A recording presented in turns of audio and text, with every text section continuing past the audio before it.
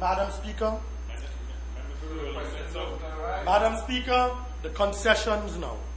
The granting of concessions, the Honourable Minister of Finance says, will be capped at $100 million in 2005.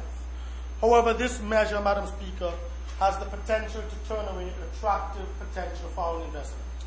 You can't just willy-nilly get up and say you're going to cap at $100 million. And look, listen, this is not Asset Micah getting up here and pontificating. PricewaterhouseCoopers put out, I'm sure the Honourable Minister of Finance has seen it, they put out a publication dated November 30, 2004. They've done an analysis, and they have said so in it. What have they said? They have said that the concessions, they say here, I read it, I put it in on page 3, it says, while it is recognized that government is aiming to recoup lost revenue, we have to ask if this measure is only operative for 2005, or will it apply for future years? When it is in effect, does it apply only for new concessions, or to those already granted and not yet utilized? Will an investor now have to wait word from the government to see if their concessions, together with others, fall within the limits set by the government? This is especially relevant in the context of government's mandate for the revalidation of concessions granted prior to April 1st, 2004. And in addition, Madam Speaker, setting a cap on the concessions can turn away.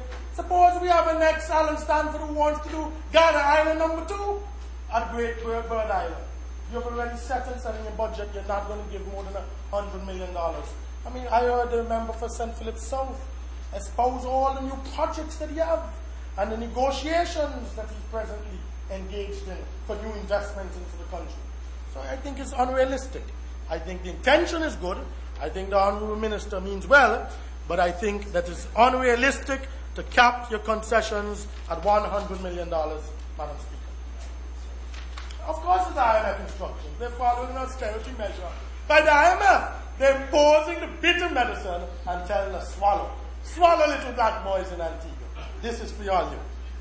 Madam Speaker, in essence, what we have before this Honourable House and this country, I heard the Minister of Finance, he was so proud when he got up and said we're going to reduce the cost of living on macaroni and basic food items and baby food and flour and sugar and rice. And he said saltfish. And he was so proud. But I want to say to you, Honourable Member for St. John's Release, just like how you and me enjoy lamb chops and a rack of lamb and steak, Antigua people enjoy that too.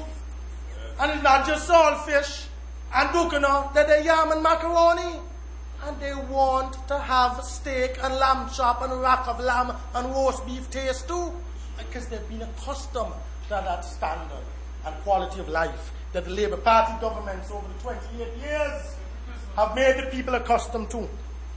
So I'm saying, Madam Speaker, that this is a saltfish budget coming from a saltfish government.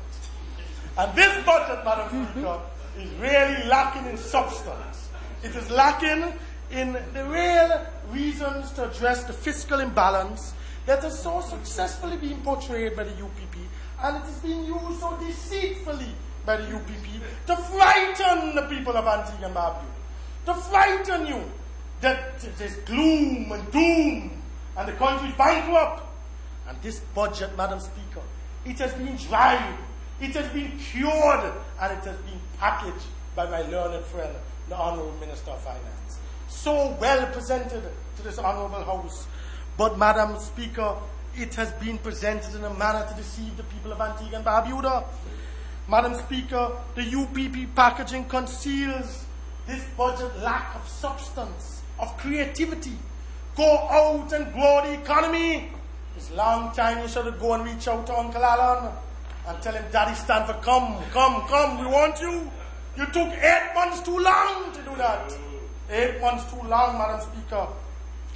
But the most shameful thing, in my humble view, in this budget is the capitulation, Madam Speaker, of this country and this government, by this saltfish government, to the taxing authorities of the wealthy, industrial, imperialist countries of Europe and North America, where they're reversing our whole tax-free status that we have enjoyed, and no single act of capitulation by any government have ever disgraced a country and a people so much like what you all are seeking to do.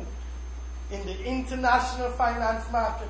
We are no longer competitive, except for the Economist magazine, who has praised you.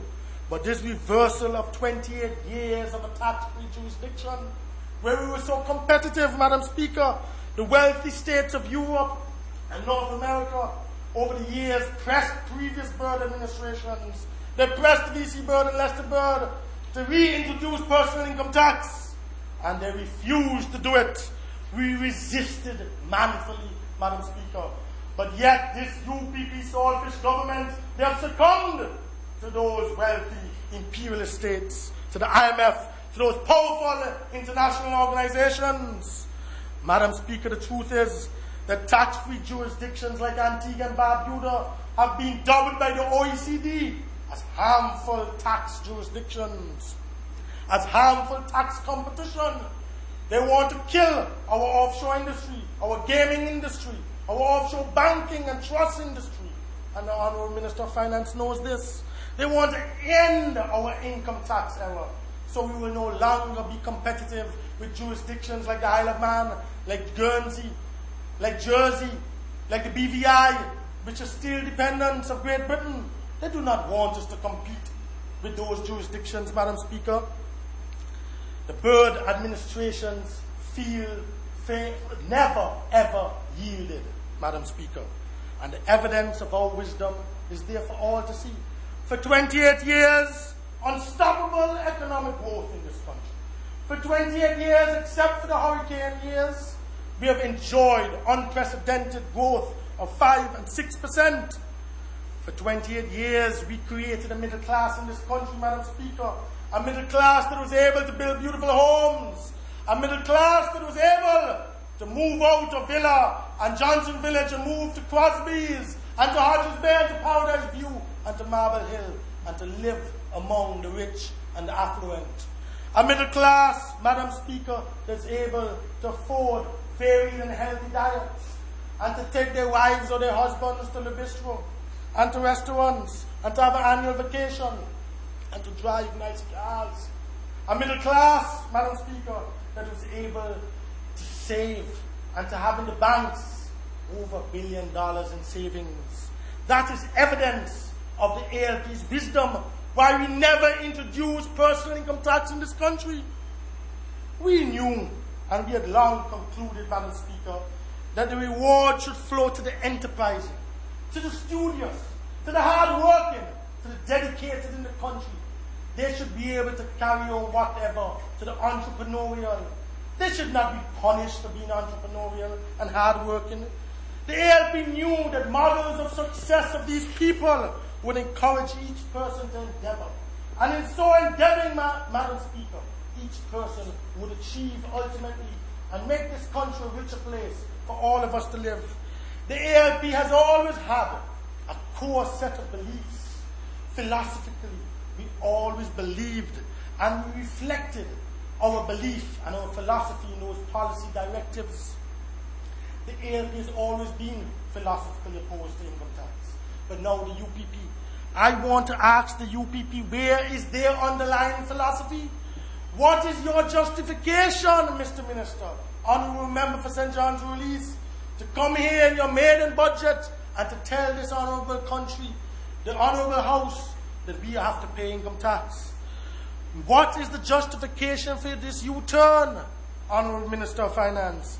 Why didn't the UPP tell the people of this country in your agenda for change that this is how you'd manage the finances of the country? I read the whole section, economy brought to the precipice, fair and balanced development, and nowhere I see on this, Madam Speaker, any initiative for personal income tax. Nowhere do they mention, and this is the Bible that they campaigned on. This is the platform that won you into office. You have deceived the people of this country, Madam Speaker. It is not right. They were deceitful, they are deceitful, they're hypocritical, and they are untruthful, and it is not right. Their underlying philosophy is just to get into government and to stay into government at any cost and all costs. And it is not right, Madam Speaker. You should have told the people, we're going to tax you, we're going to introduce personal income tax, and have the dialogue on the public platform.